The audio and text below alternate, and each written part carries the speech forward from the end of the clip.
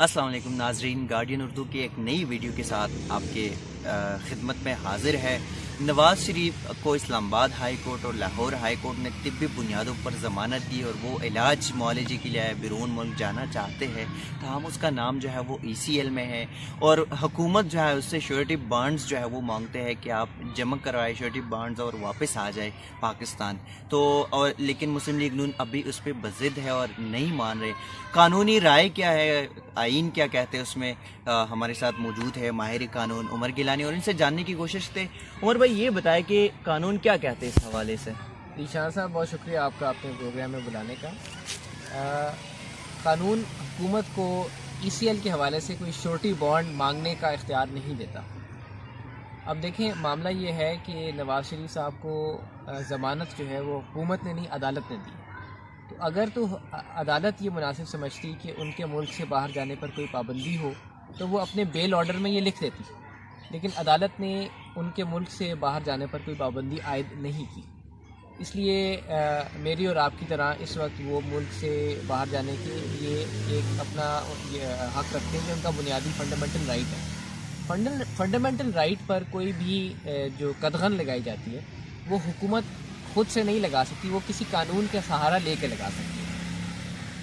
اب قوانین جو اس کے اوپر اپلیکیبل ہیں وہ ہیں ECL آرڈر آف 1981 اور ECL رولز 2010 کے۔ آپ ان دونوں کا جائزہ لے لیں، اگر ان دونوں میں کہیں حکومت کو یہ بیل شورٹی بانڈ مانگنے کی اجازت دی گئی ہو تو میں اپنا موقف جو ہے وہ بدل لوں گا، لیکن نہ ECL آرڈیننس اور نہ ECL رولز حکومت کو اس بات کی اجازت دیتے ہیں کہ وہ کسی شخص سے شورٹی بانڈ مانگے۔ عمر تو پھر یہ بتائے کہ اگر قانون جو ہے آرڈیننس میں ایسا کچھ نہیں اور حکومت جو ہے وہ یہ مجاز نہیں رکھتے کہ آپ کسی بھی قانون کے تحت جو ہے اس کو روک سکتے یا شورٹی بانڈز جو ہے وہ مانگ سکتے، تو پھر حکومت کس قانون کے تحت یہ کرنا چاہتے اور اس کو علاج معالجے سے روکنے سے کوشش کر رہے ہیں؟ دیکھیں، لگتا ہے نواز شریف صاحب کا نام ECL پر ڈالنا یا نکالنا، یہ دونوں اختیارات تو حکومت کے پاس موجود ہیں، لیکن اگر ان کا نام نکالا جائے گا تو اس کے حوالے سے کوئی کنڈیشنز امپوز کرنا، کوئی ان سے بانڈ مانگنا، اس کا اختیار نہیں ہے۔ تو یا نکالیں یا ڈالیں، یہ جو بیچ کا راستہ انہوں نے وضع کیا، گھڑا ہے، یہ ایک من گھڑت چیز ہے۔